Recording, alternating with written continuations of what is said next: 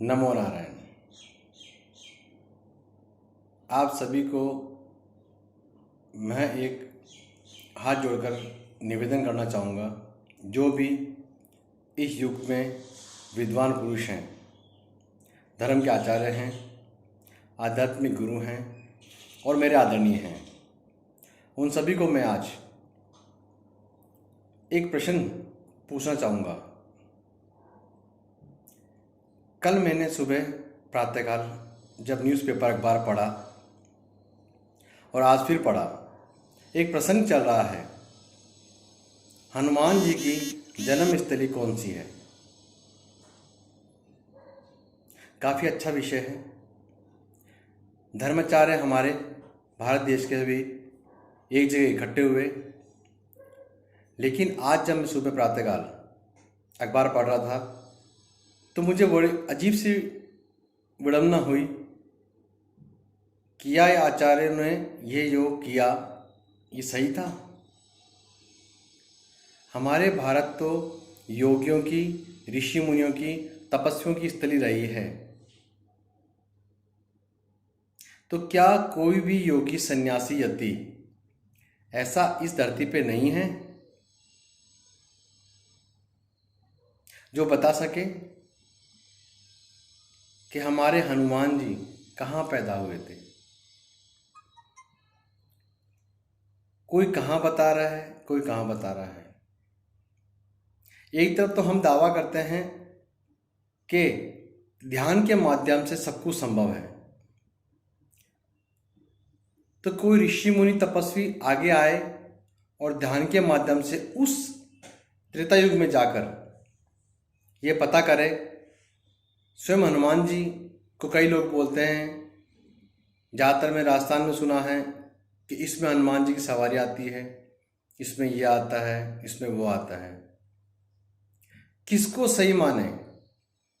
क्या संदेश हम अपने पूरे देश को दे रहे हैं? क्या ये सही है? कोई तो साधक, सन्यासी, सद्गुरु होंगे जिसका पूर्ण विवरण बता सके। मैं डॉक्टर तेजस आप सभी से हाथ जोड़कर प्रार्थना करता हूँ कि आप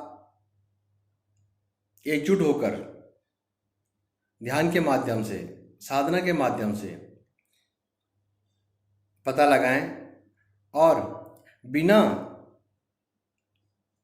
कुछ गलत किए उसका उत्तर दुनिया के सामने रखते हैं। इससे हम सभी को खुशी होगी। बड़े बड़े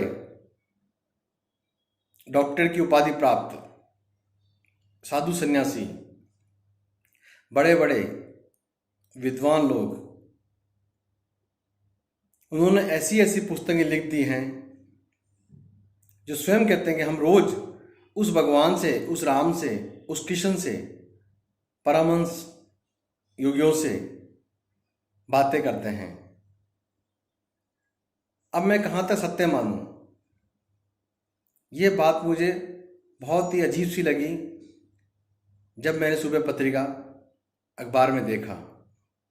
एक तरफ तो हम चैलेंज कर देते हैं कि भगवान राम ऐसे थे, श्री कृष्ण ऐसे थे।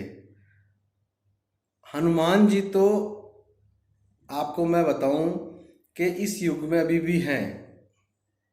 हनुमान जी को अगर आप कहते हैं जहाँ सुंदरकांड होता है, जहाँ रामायण के पाठ होते हैं, तो स्वयं हनुमान जरूर आते हैं।